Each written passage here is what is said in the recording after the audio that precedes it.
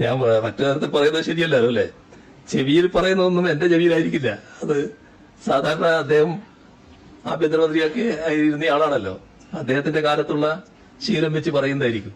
അതൊന്നും ഞാൻ പറയട്ടെ, അതൊന്നും എനിക്ക് ബാധകമായിട്ടുള്ള കാര്യമല്ല.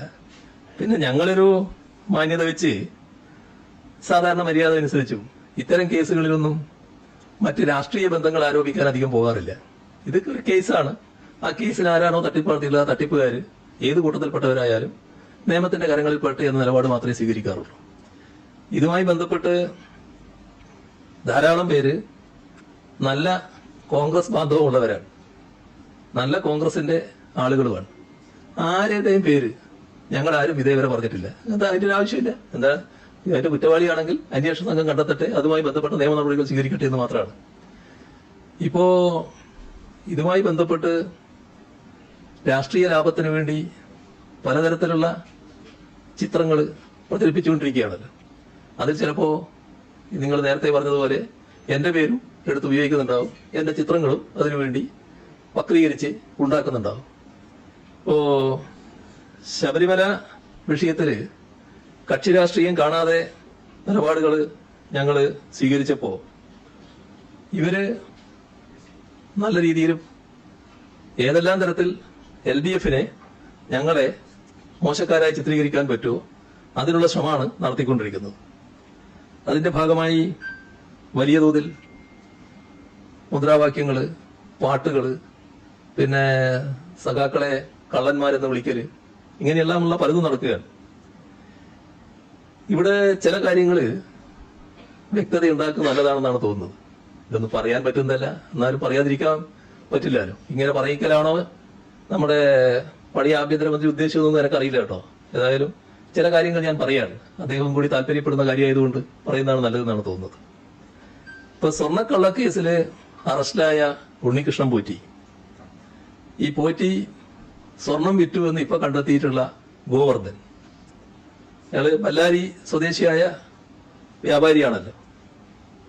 ഇവര് രണ്ടാളും സോണിയാഗാന്ധിയുമായി ഒപ്പം നിൽക്കുന്ന ചിത്രമാണ് പുറത്തു വന്നിട്ടുള്ളത്. ഒരു ചിത്രത്തില് ഗോവർദ്ധൻ എന്ന ഈ കേസിലെ പ്രതിയിൽ നിന്ന് സോണിയാഗാന്ധി ഉപഹാരം സ്വീകരിക്കുന്ന നിലയിലാണ് ചിത്രം വന്നിട്ടുള്ളത്. രണ്ടാമത്തെ ചിത്രത്തില് ഈ ഉണ്ണികൃഷ്ണൻ പോറ്റി, ഈ കേസിലെ പ്രതിയായ ഉണ്ണികൃഷ്ണൻ പോറ്റി സോണിയാഗാന്ധിയുടെ കയ്യിൽ എന്തോ കെട്ടിക്കൊടുക്കുന്ന ചിത്രമാണുള്ളത്. അതിന്റെ കൂട്ടത്തിൽ തന്നെ ശബരിമല ഉൾക്കൊള്ളുന്ന പത്തനംതിട്ട MP ആന്റോ ആന്റണി, പത്തനംതിട്ട ജില്ലക്കാരനും നിലവിൽ ആറ്റിങ്ങൽ MP-യുമായ അടൂർ പ്രകാശ്, അവര് സോണിയാഗാന്ധിയുടെ ഒപ്പമുണ്ട്. എന്തായാലും ഇതില് സോണിയാഗാന്ധി രാജ്യത്തെ തന്ത്രപ്രധാന സുരക്ഷയുള്ള ഏതാനും ചിലരിൽ ഒരാളാണ്. അവരുടെ അപ്പോയിന്റ്മെന്റ് ലഭിക്കാനുള്ള കാലതാമസത്തെപ്പറ്റി ഒരുപാട് കോൺഗ്രസ് നേതാക്കൾ തന്നെ പരാതി പറഞ്ഞിട്ടുണ്ട്.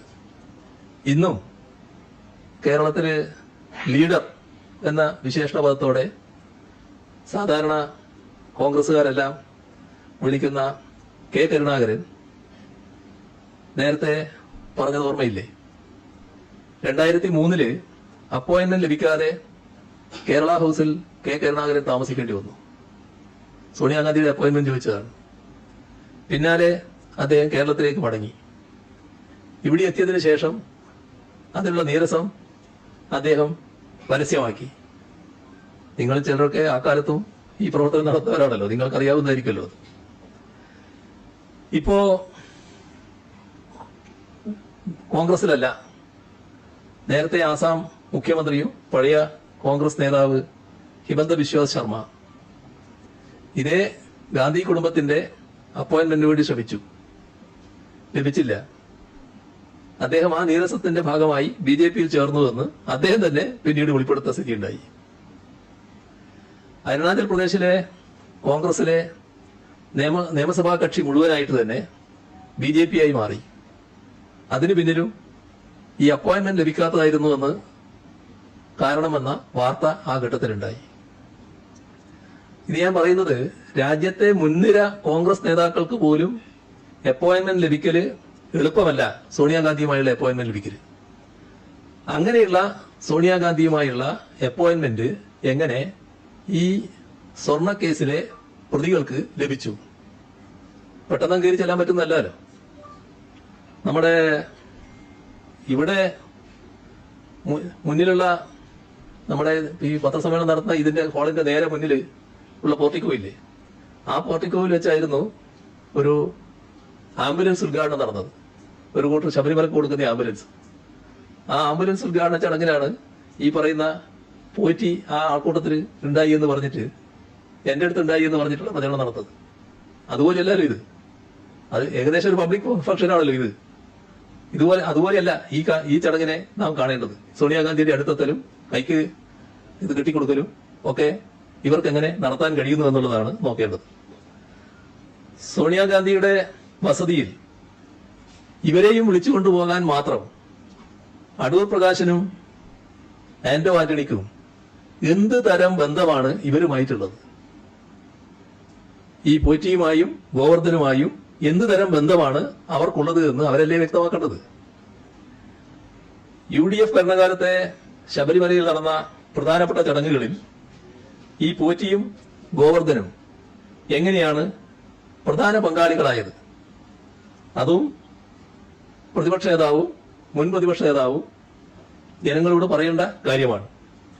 ഇതൊക്കെ മറച്ചു വെച്ചുകൊണ്ട് മറ്റു പ്രചരണം നടത്തുന്നതിന് വലിയ അർത്ഥമുണ്ടോ? ഞങ്ങളിതൊന്നും പറയാൻ ഉദ്ദേശിച്ച കാര്യമല്ല. പക്ഷെ ഇതൊക്കെയാണ് വസ്തുതകൾ എന്നുള്ളത് നമ്മൾ കാണണം. അതാണ് എനിക്ക് പറയാനുള്ളത്.